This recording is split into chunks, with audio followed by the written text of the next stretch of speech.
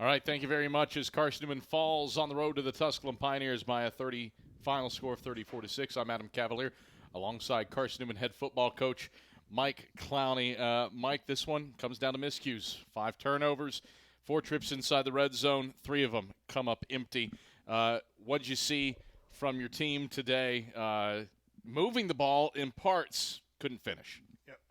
The biggest problem today was, I guess, me. Like, we were flat, from the very beginning, and we weren't ready to play. And, that showed up, a lot of the stuff, the miscues that we had, it kind of goes back to focus. And that's my job, to make sure that, when they get to the game, they're energetic and ready to play football.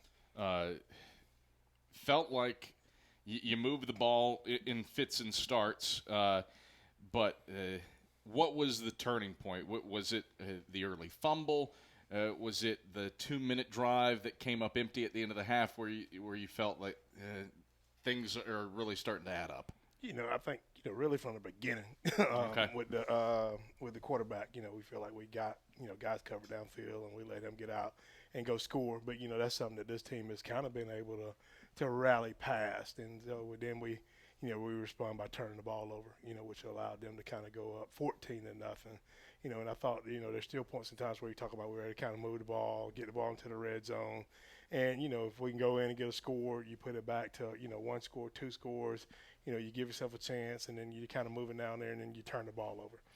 It's just the mistakes that we made in the positions that we made them are things that you just can't do against good football teams. Braxton Westfield, 7 catches for 81 yards.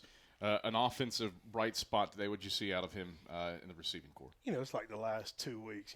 Last week Braxton didn't have a ton of touches, but, just the way he affects the game, most of the time, he's going to get double coverage. But he made a lot of really good catches in traffic today with just a little simple slant route to where he was able to help us move the chain, get first downs, to where we got into some of those red zone situations.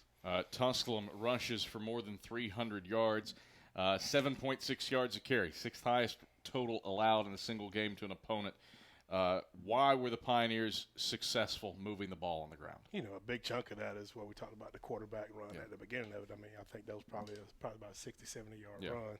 And so that's a big chunk of it. And then, they had a couple of other little spurts within there, but I still thought, at points in times we did a decent job on the run.